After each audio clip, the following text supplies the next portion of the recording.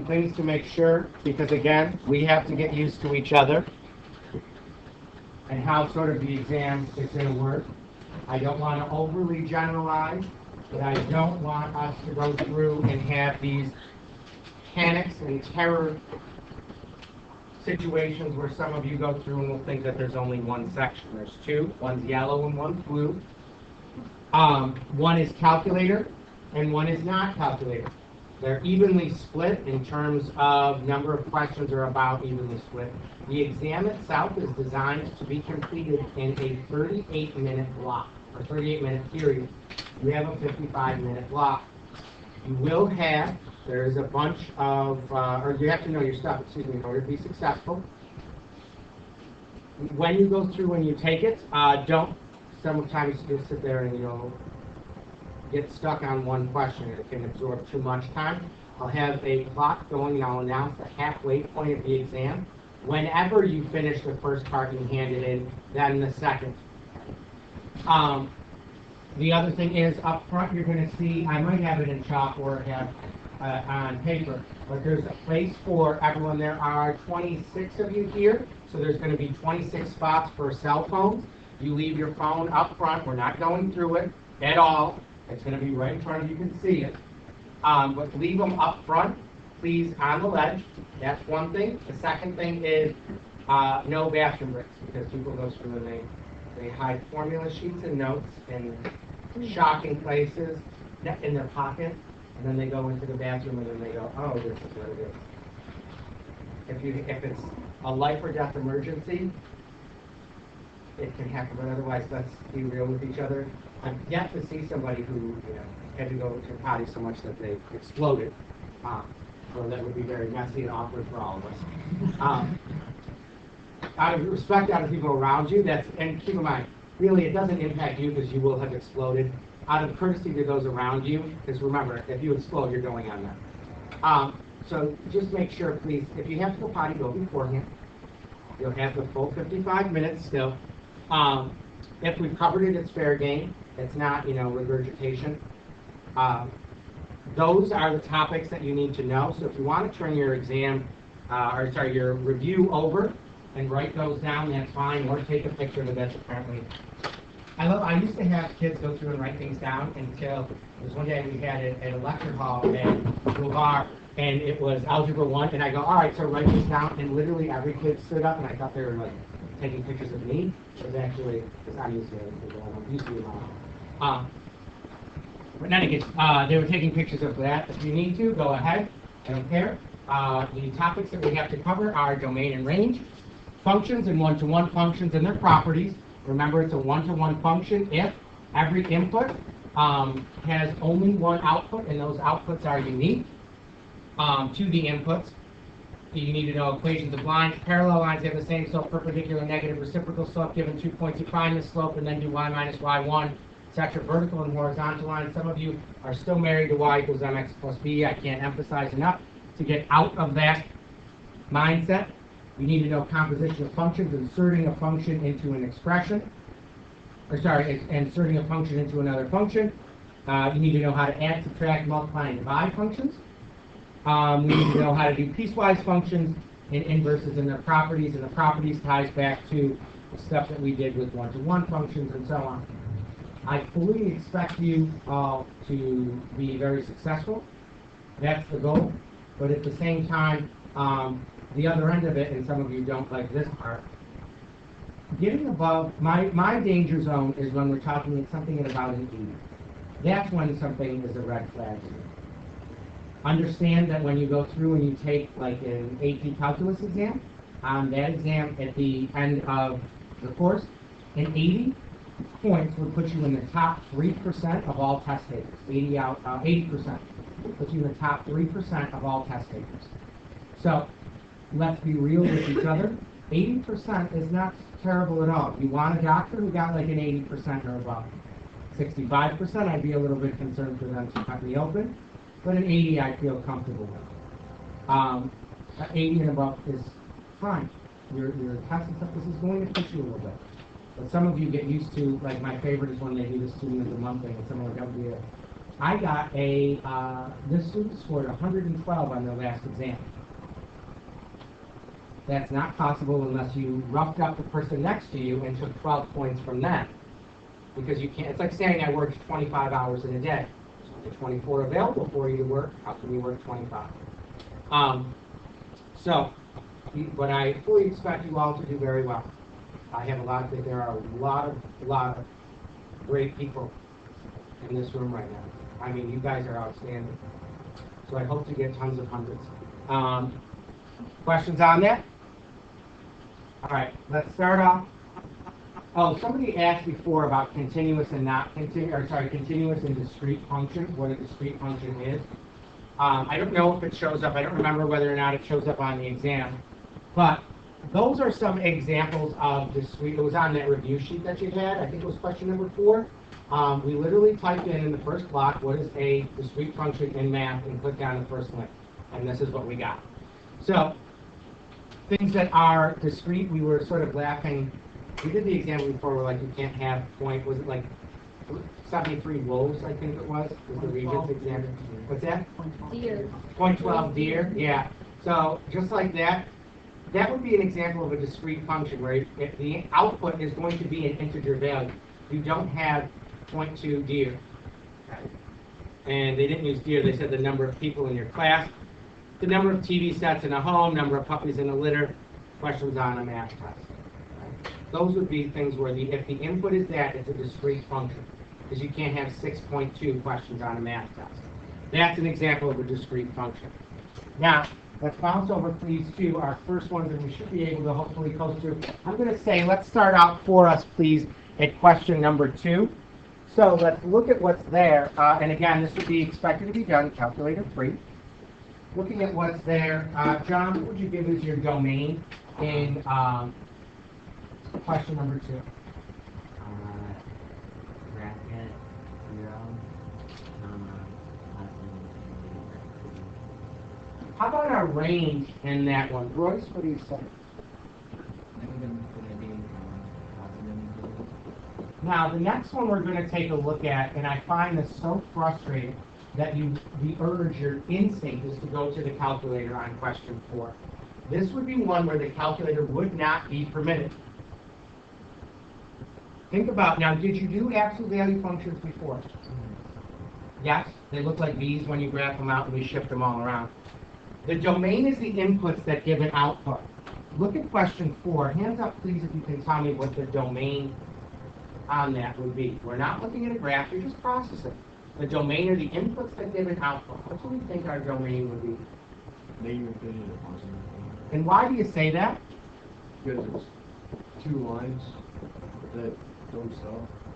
I'd go more specific because you're referencing a graph that we don't have visual confirmation of. Is there any input that will not give an output? If that's the case, think of the problem areas first, not where it works, but where it doesn't. All of them work. You can plug in every x value and get an output. Now, those outputs, though, it's a different story. Again, without the graph, who can tell me what they think our range on this function would be? Process. Think about all of those inputs when you plug them in. The outputs all have something in common. What do you want to say? Bracket 0 to infinity. It's going to be from 0 to infinity because remember, the absolute value causes you or only yields a positive output. Now the question in the other section was, is 0 included or not? Who can tell me what input is going to give me a 0 as an output? Who can tell me? No, not 0. -3. Yeah, that's terrific. Questions on that? All right, let's bounce over, please. This again, these are questions you would not be permitted to use the calculator on. Look at question 5. We need to state what the domain of that is going to be. Hands up, please, if you can state what the domain in number 5 would be. What x's will give you an output? We've got no takers, we got 1. Like we said previously, think about the problem areas. And we'll omit those.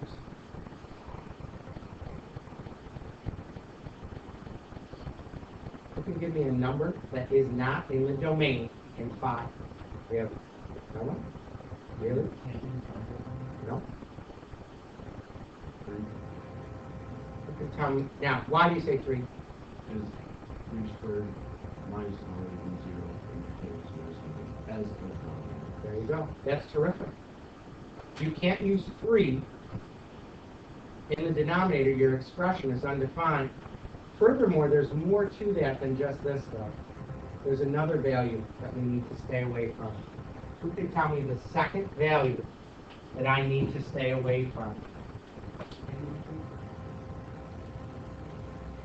I am not permitted, or x cannot be equal to positive or negative 3. Now, there's a problem. We need to state our domain out in interval notation because we're not 7 years old. I need to include everything but positive 3 and negative 3. So in terms of a number line, everything works, but I have to jump over which values? 3 and negative 3. Anybody tell me what they think that interval would look like? 2 of you? Negative 3 to negative 3, and then that like 2, and then negative 3 to positive 3, and then another u, and then positive 3 to positive 3. When I do this, what is this value here? And we're saying everything works, but what are we jumping over? Negative 3. And then when we get over it, we're starting at negative 3 again. We just missed negative 3 exactly. This causes me to omit positive 3. I'm not going to ask you the range on it. Questions on that one? How about for number 6? Who can tell me what they think for number 6? What would our domain be? Again, think about x's that will give y's. Got no takers so far? 3 to positive infinity. So we've established one really important thing, and that's that 3 and up is going to work. Now, is 3 in the domain? Yes or no? And be able to explain why. Think about what happens when you plug in 3. Is 3 in my domain? And why? Again, the reason that we picked 3 is because it causes the radicand to equal 0. So we've got 1, 2, 3 of you that can tell me. Play around with it.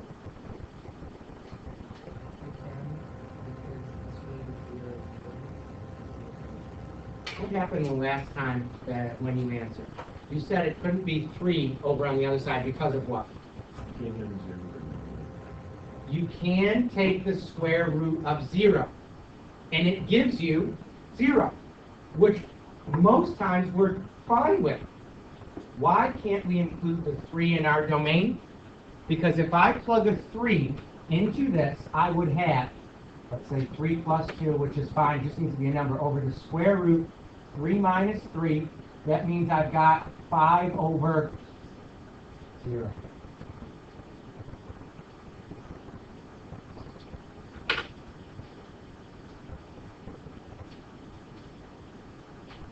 Questions on that? Let's bounce down to number 7. And Kirsten, what is it asking you to do in number 7? That's my f of x and that's my g of x. I need to find g of f of negative 7. What would we do for that? You would then substitute the negative 7 into the function f. Perfect. So let's start off, please. This is a composition with numbers. So f of negative 7. Again, calculator free. Don't freak out. The algebra is so difficult right now. Tommy, what do you get when you evaluate out f of negative 7?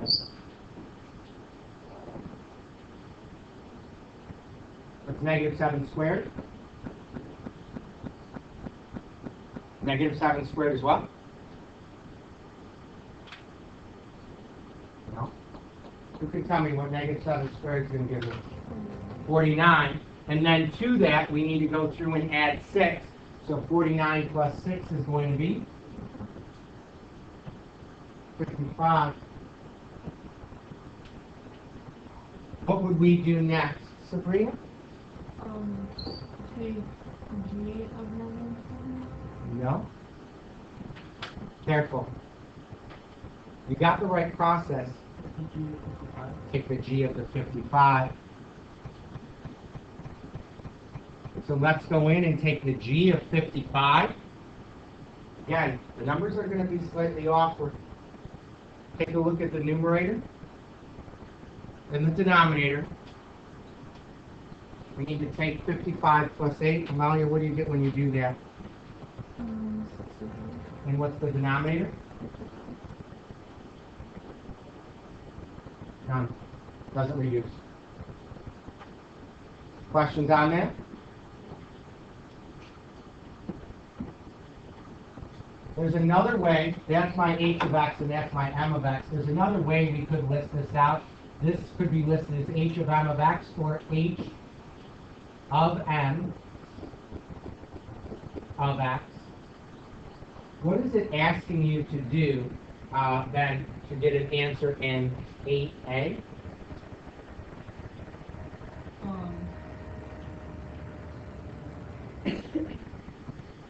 not sure. You can tell me what we would have to do in order to take out h of m of x. 2 people? 3? Hang on, which function is going into which function? So I'm going to take m of x, which is this, and replace every x in there. And instead of writing x, maybe think of it as just put parentheses. So instead of my outside function, which is the h, being x minus 2, it's parentheses minus 2 all over 4. And inside of this one, I'm going to plug this in. So I would have, now, we can keep going further, and this is one piece where some of you may struggle, is we continue to go forward. Look at that numerator. Sean K., what is the numerator going to simplify to?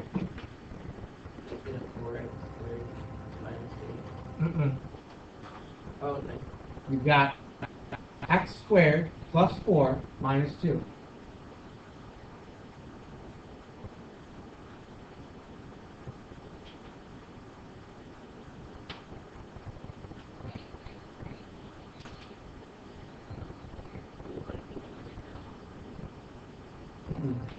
You can tell me what this would simplify down to be. You got 3 of you?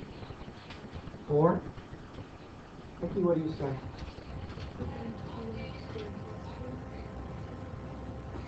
No you just need to subtract and combine like terms. 2x squared plus 2 all over 4. Now once we get to this step here, my next step, after that's there, I look at everything that's there and something should jump out at you. Everything, and again, some of you struggle with the word common. Common means that you all have it. You all have a heart, that's something in common. You all have skin, that's something in common. This expression, in its entirety, has a factor in common. What can I divide out, Amanda P., from the whole thing? 2. So what would you be left with if you divided all of your coefficients by 2?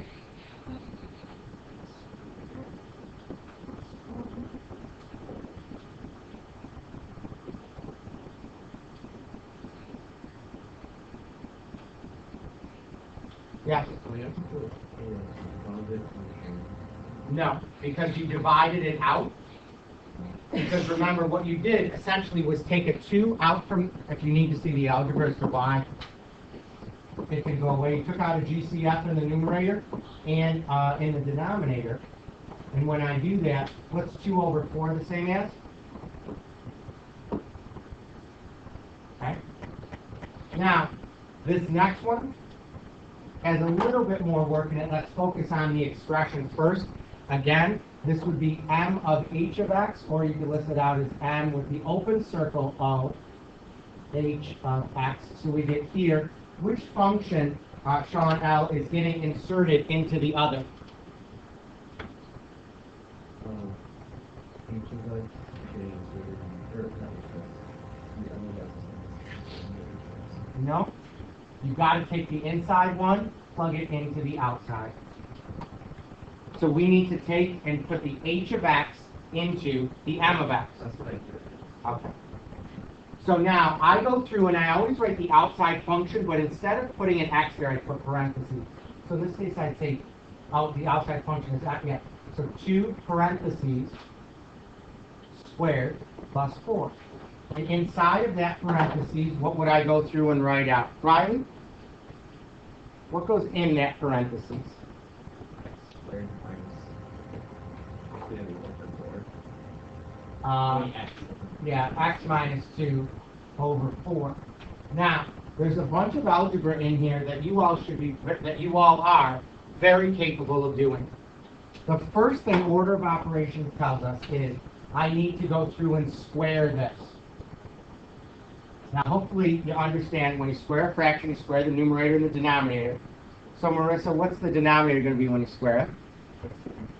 Now we need to take the numerator and square it. So I go through and say, all right, I need to take, and maybe list it out if you need to, the quantity x minus 2 and square that. Hands up, please, when you can tell me what you would get if you took the quantity x minus 2 and squared. We'll wait for 8 of you. We've got 1, 2. We should be able by now, hopefully, to do this in our head. We've got 3 so far. Terrific. If you don't, you need to list it out twice and start writing. First outer and last. 3 of you now. 4, 5, 6.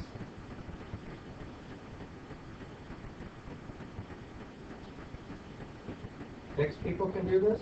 Are they going to know?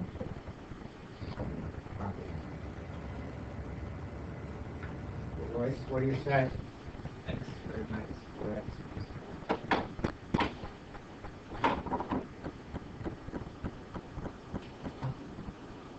Now, once I get to this step, there's more math that we can do, and it's easy math. Who sees what I can do if I'm looking at this? Order of operations tells us that we're going to handle the multiplication before the addition. What can I do to this? We got one person?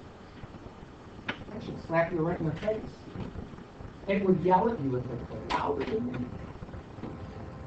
If possible. 2 people? What do you want to say? We could. That's going to make it bigger, though, when we're trying to sort of simplify out. Remember that this is 2 as a fraction is 2 over 1.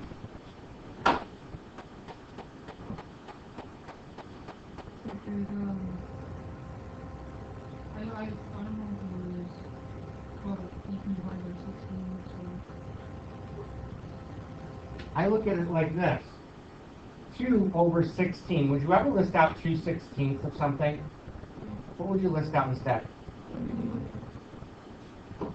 So now I've got x squared, because this is minus 4x plus 4, all over 8. And then to that, I need to add 4. Now, fractions, when you're adding them, always put the denominator in. Understand that the denominator implies being a 1. I look at that and I go, there's more I can do. I could have given you this back at Scribe. I wish they would have given you this back at Scribe. But you can do this.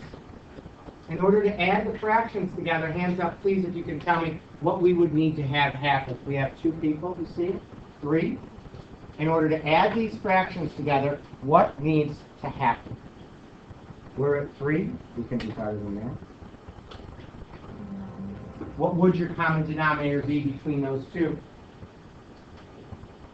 Would you say? Yeah, it would be an 8. So let's go through and change it. So let's write 4 with the denominator of 8. So what would I have as a fraction if I change that 4 such that its denominator was now 8 instead of 1? What would the new numerator be? 32. Now, I look at this and I go, well, I've got a common denominator, so I'm going to express all of this as over 8. What is my new numerator going to be? Hands up, please, if you can tell me that. We'll wait for 7 of you. We've got 1 so far, 2, 3, terrific. Terrific. 4, 5, 6. No. You picked yourself, you ruined your own day. All right, what do you get up top? will be x squared minus 4x plus 36.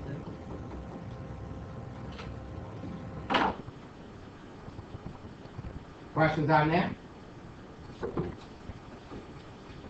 All right, let's take a look at number 9.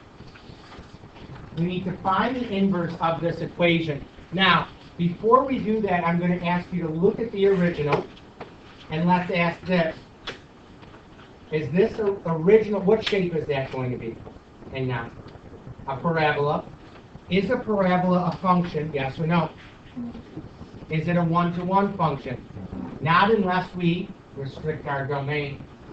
And it doesn't mention to do that. So if the original given is not one-to-one, what do we know about the inverse? It's not going to be a function. Remember, it's going to be a parabola on its side, so it might look like the letter C.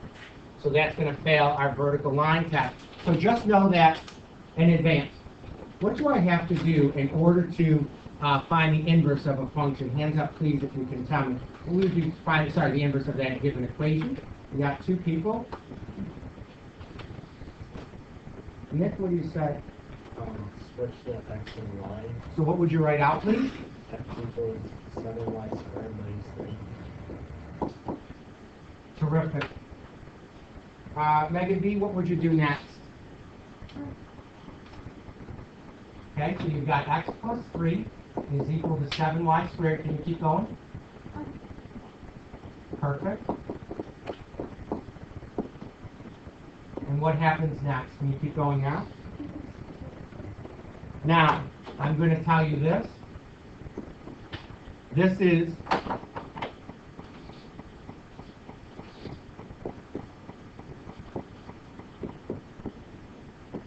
this means y inverse. This right now is going to lose you a point on the exam. Does anyone know why? Person? 2? Would you have to say plus or minus? When you take the square root, it needs to be plus or minus. Because remember, a square root function, when you graph it, sort of looks like that. So we need the other half of it, too, in order to make that parabola go on its side. This is one thing that the other group said that they didn't teach you this before when you took algebra. The highest exponent in an equation tells you the number of answers you're going to get. Did you know that or not? Okay, see how this is squared? That means you're supposed to have 2 answers, which means when you get down here, we have to have 2 answers. That's an easy way to remember when it's plus or minus. So if this was, if I was going to ask you this, this is a question sometimes that comes up in pre-calc.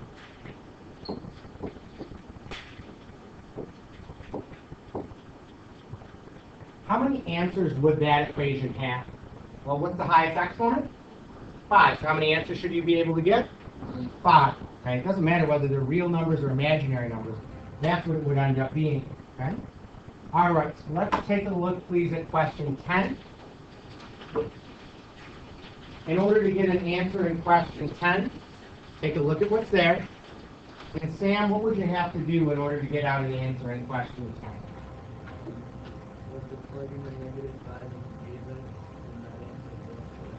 All right, so let's go in and take g of -5.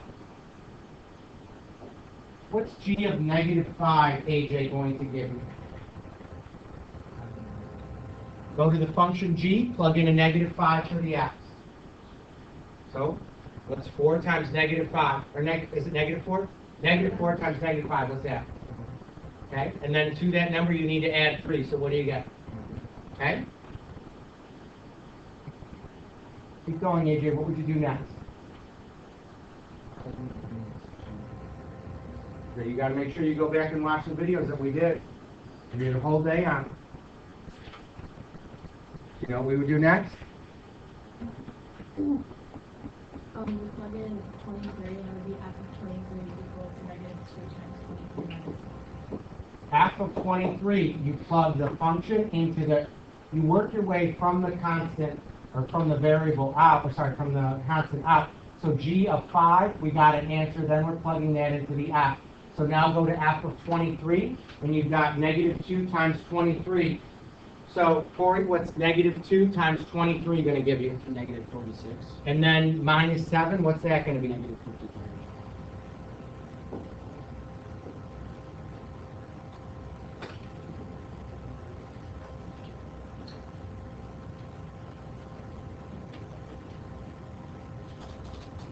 Questions on that one?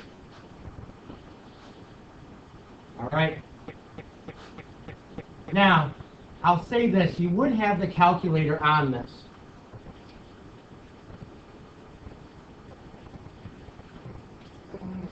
So we can answer these out. Let's take a look at the first one. State the domain and range of this. Now, I'm going to say this.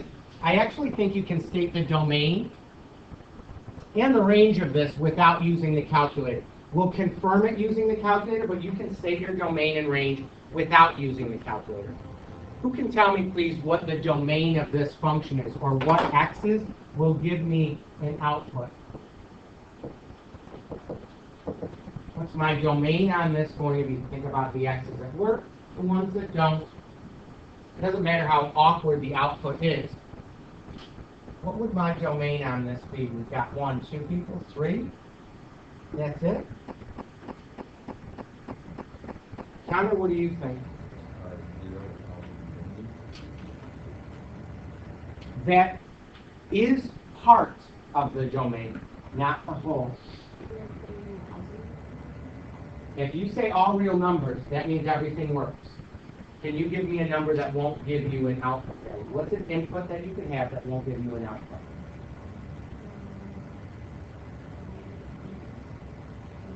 -8 will give you an output, and I'm glad that you said that number. Who can give me an input that won't give you an output? Anyone you want. I think number smaller than So give me one. -9 isn't going to work because you have the square root then of -1. Okay? So if we were to modify this and piece all of that discussion that we just had together, where does our domain begin? What's the smallest value that will give you an output? What would the smallest value to give you an output? -8. Do the values above -8 work or below -8 work? Above. So I go through and say my domain is from -8 to positive infinity. Now, the other piece of that is -8 in the domain itself? Well, let's try plugging it in. We have -8 plus 8, which is 0. What's the square root of 0?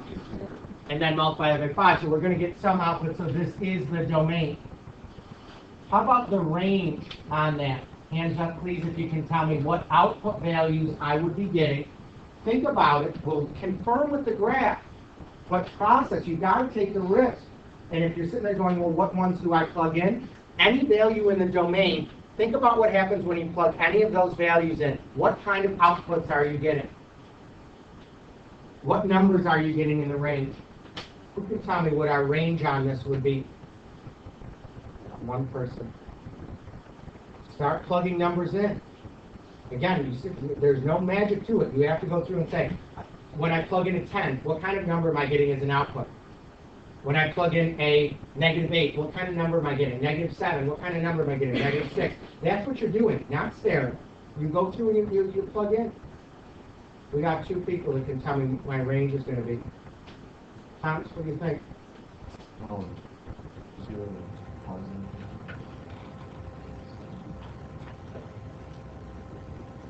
We're going to confirm that in a minute. By the way, 0, do you get 0? Yes.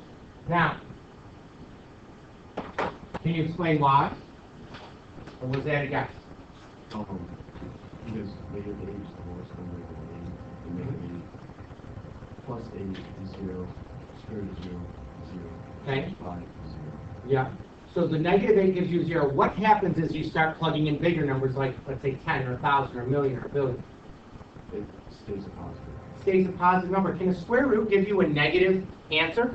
No. No. Now, I could make this, though, have a negative range by making my coefficient be negative, but the radical itself will not give you a negative output answer.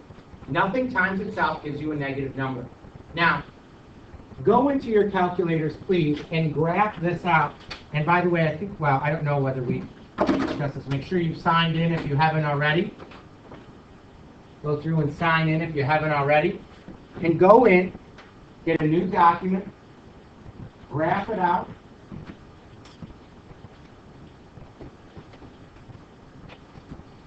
Does that confirm or dispute what we said previously?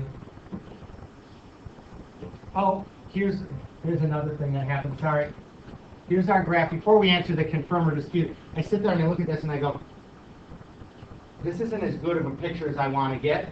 Before I go into some mindless move, we can modify our window kind of easily by ourselves. Am I seeing enough X's in order for this to make sense? Am I seeing enough Y's? No. Do I need to look lower on the graph or higher on the graph? So we need to increase our Y's. We don't need to go as low. So let's please have you go into menu. Let's change our window. So we'll go into 4. You can just press a 4. And we need to change our window settings, which is going to be 1. We're going to do it by hand. Now, our X-min and our X-max, they're terrific. They're fine just as they are. Our Y-min and our Y-max is kind of what we need to modify. So our Y-min, do we need to go all the way down to -6?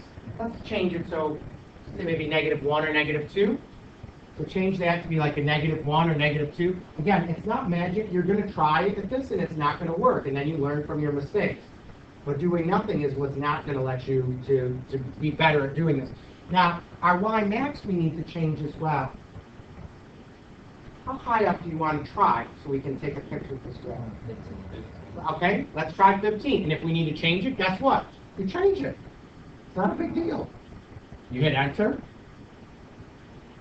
All right, do I see enough of it? I want to see more. I want to see all of the output, so I need to see this wedge up here. So maybe not 15. Who can give me another one that they want to try?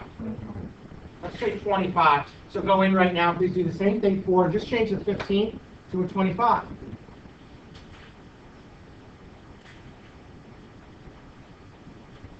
And you're going to get a little bit of a better picture of the graph. Okay. Now looking at that, what's our domain? 8, -8 to positive infinity. Our range? Okay, so it confirmed what we had before. But you have to make those attempts. Now, the next thing is to go through and figure out what your inverse is going to be. So let's go in right now and find out what our inverse is. So in order to get our inverse, Emily, what would you do to get the inverse of this equation? We're going to switch the X to a Y. Okay, so I make this, I'm going to first get it in Y equals 4. So what would your next line be after you wrote that out? Oh, then you would switch the X. So what would I write? This is for reaction Y. That's terrific. Now I need to get my Y by itself. Marissa, what would you go to make that happen? You've got 2 options. You need to get done what's furthest away from the Y first. So, what's that? How are you going to get rid of it? Okay. Let's divide both sides by 5. So I've got x minus 5 here. Divide by 5 is equal to the square root of y plus 8. Keep going. What would you need to undo next? Perfect. We've got to square both sides. So this gives me x squared over 25 is equal to the quantity y plus 8. And can you finish that off? Subtract an 8. So I would go through and say, at this point, I've got x squared minus 25, or over 25, excuse me, minus 8 is going to be equal to y inverse. Did we say f of x? Oh, we did.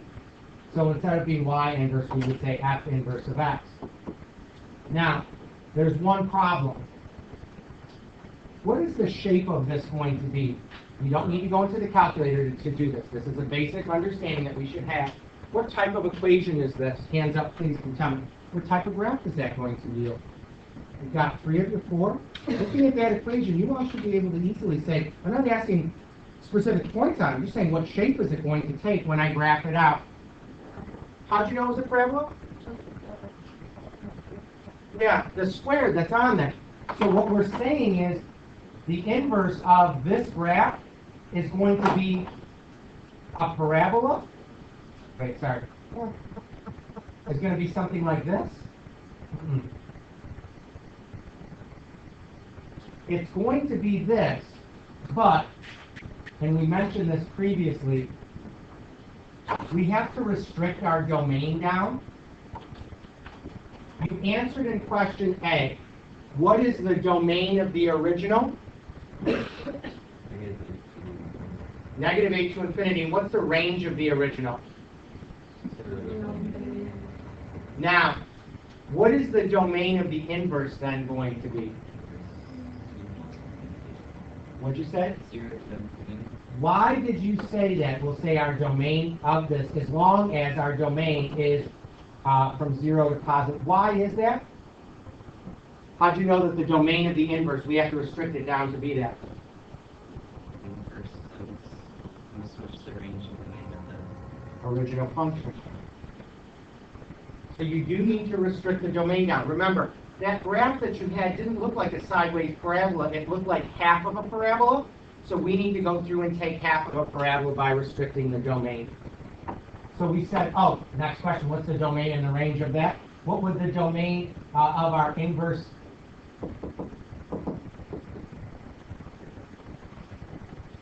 What is the domain of the inverse going to be, Grace? 0 to positive infinity. Next question is, what is the range on that going to be, John?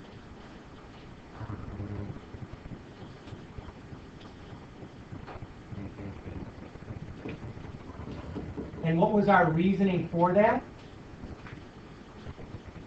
We need to switch the domain and range of the function. Because remember, the inverse causes your inputs to be outputs and outputs to be inputs. Is f inverse going to be a function? Boy, that's good. Yes, if we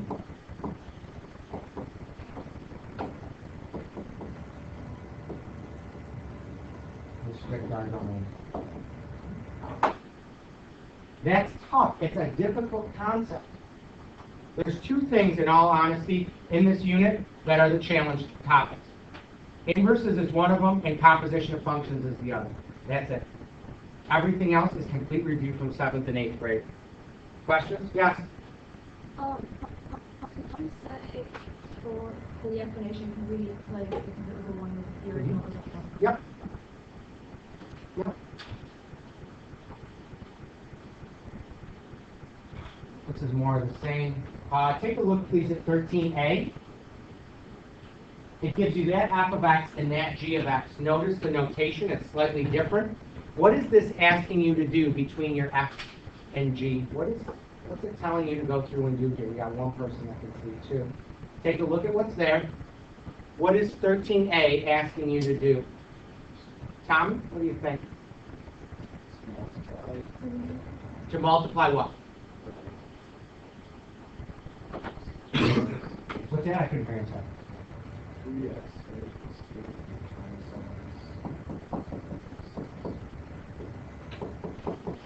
This is telling you not to put one into the other. The closed dot means multiplication. So go through and use, you can FOIL, you can do the special box, I don't care. I'll go through, double distribute, combine like terms, put everything together.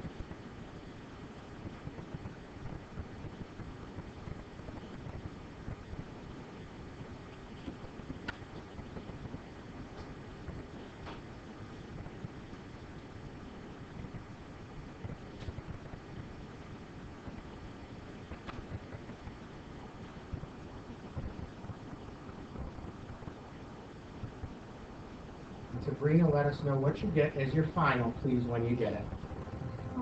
21x cubed plus 18x squared. Hang on. You had a cube in there?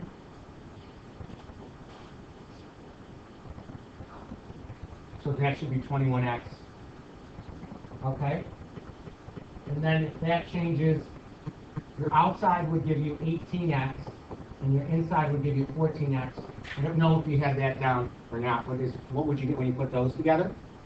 Um, 32. Perfect. And then what do you get when you multiply the last terms? That should be the same. Yeah. Pay attention to those operators. What do you think we would do, please, for question B? What do you think B is asking you to do? Ben, what do you say? Subtract 2 from out. You could, and then do what after you subtract it?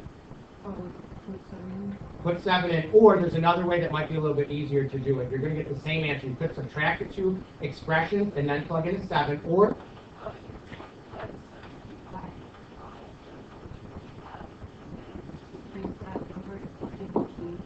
careful. That's doing the composition of functions. We could take f of 7 minus, what else? G of 7, yeah.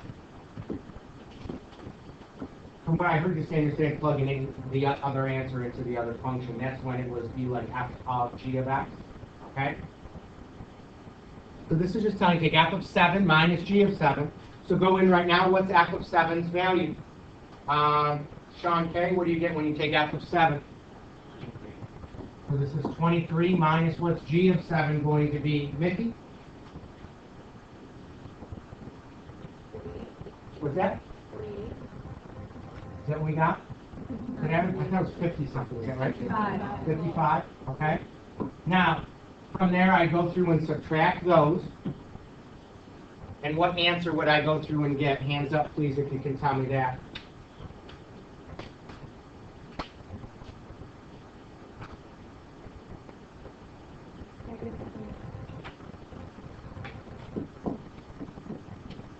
Now, I'm going to show you this little calculator gimmick.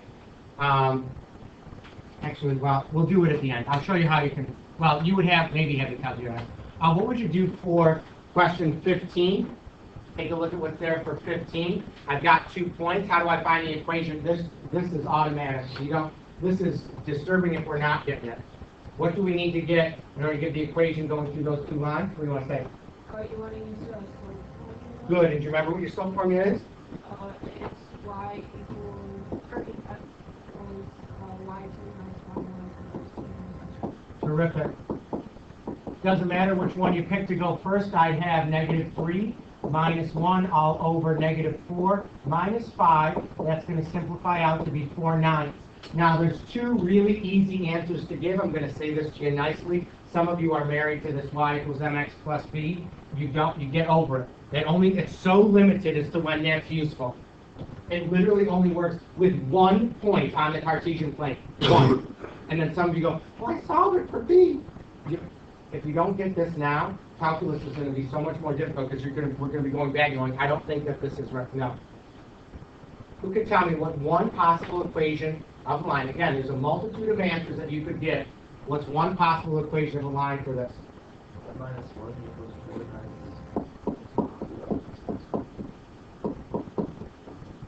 Who can tell me another possible candidate or an answer to this question? X plus 3 plus 4 times. Plus 4, you said? Because remember, you need to know this formula. It's not going away. Questions on that? Let's bounce over, please. Oh, we went ahead. Wait, Yeah. 13b, it was supposed to be -32. Oh, this is? Okay. -32. Sorry. So this is what, -32 here? Yeah. Okay, sorry.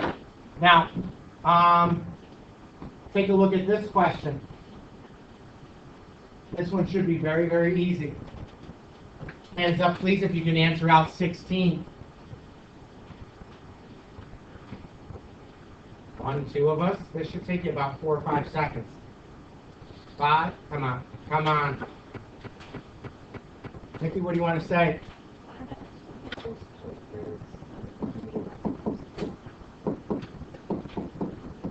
All I do is I start making my substitutions in. If it's parallel, it's the same slope. This is y1. This is x1. That's it. And you've got that. You're good enough to do that. Every one of you is.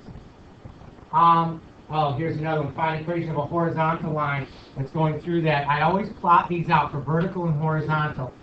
I'm a spatial person. I need to see it. 2, -3 is go over 2, down 1, 2, 3. Put a dot there. It needs to be a horizontal line. Horizontal lines are flat. They go left and right, and they look something like this. Who can tell me what the equation of that line is going to be? Got 3, 4 of you. Amanda P., what do you say? Terrific. Terrific. Questions on that? Now, I'll say this. You need to know the word problems and stuff are there. You all have at your disposal, if you go into Google Classroom, the answers to all of this packet are posted along with a clean copy of it. So if I were you, I would make sure, please, that I go through and check those answers out. They're there for you, as are the answers to that self-check. There's no such thing as a bad test taker, let's be very clear. If you don't feel confident in going through and do it, it just means you need to go through and review. If you have questions, you've got to ask. But I think that you all can do lights out great on this. I really do. But you've got to put together the stuff that we've done. All right? So, and again, if there's anything that you missed, you can come and ask. There's full class videos of what we've posted for every single class since the beginning of the year, for the last 5 years. Okay? Let's do this. Can you hand these guys back? These are some of them. Can you hand these back, please? Can you hand these guys back? Can you hand those back, please? Yes. Thank you. Thank you very much.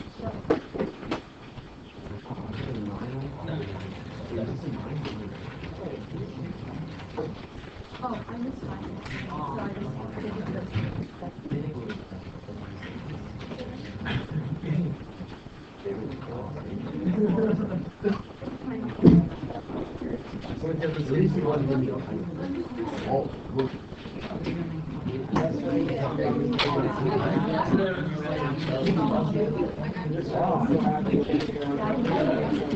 Two.